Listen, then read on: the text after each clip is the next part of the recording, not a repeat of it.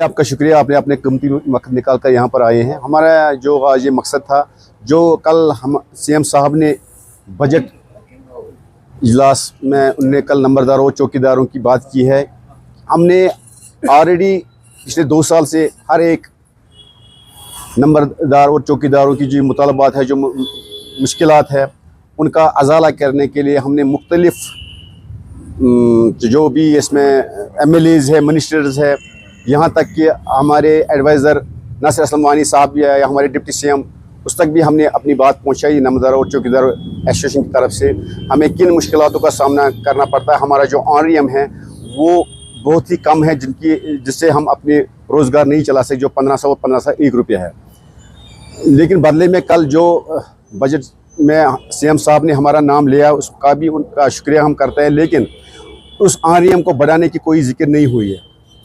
तो हमारा जो कल जो हमारे दिल मुजरू हुए हैं, हमें जो उम्मीदें थी, एक उम्मीद थी हमें कि इसमें कुछ बढ़ोतरी हो जाएगी और जो इसके अलावा और भी कुछ मसले मसाइल है उन पर बात होगी। लेकिन खाली उन्होंने यही कहा है कि हम नंबरदार और चौकीदार का जो ऑनरियम है इस वक्त नहीं बढ़ा सके, इस बजट में नहीं है।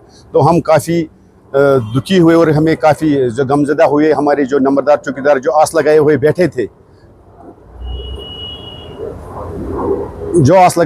थे, उनका कुछ अजाला हो जाएगा, लेकिन कुछ नहीं हुआ है।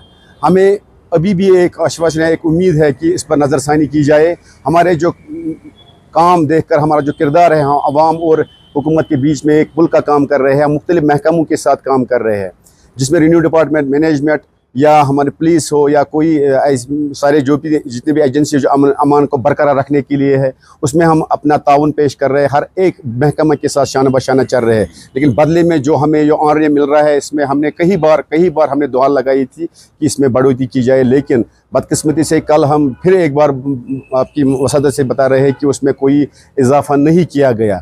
हम फिर आपकी वसादत से आला हुकाम तक अपने CM साहब या हमारे LG साहब से उनसे के दुआ लगा रहे हैं, आपके माध्यम से आप ये कोशिश कर रहे हैं कि इसमें नज़रसानी की जाए और इसमें एक कमेटी बाज़ाब्ता तश्कील दी जाए, जो हमारा फीडबैक देकर जिन महकमों के साथ हम काम कर रहे हैं उनसे फीडबैक लेकर के वाकई इस लायक है कि इनका जो ऑनरियम हमारे अक्कासी नहीं करता है। जो हम काम करते हैं जिन महकमों के साथ 24 घंटे, रात हो दिन हो, कोई मुश्किलात हो, हालात नासाजगार हो, उसमें हम पेश रहते हैं। अल्लाह बचाए, कोई सैलाब का कोई उस वक्त होता है, उस वक्त हम पेश रहते हैं।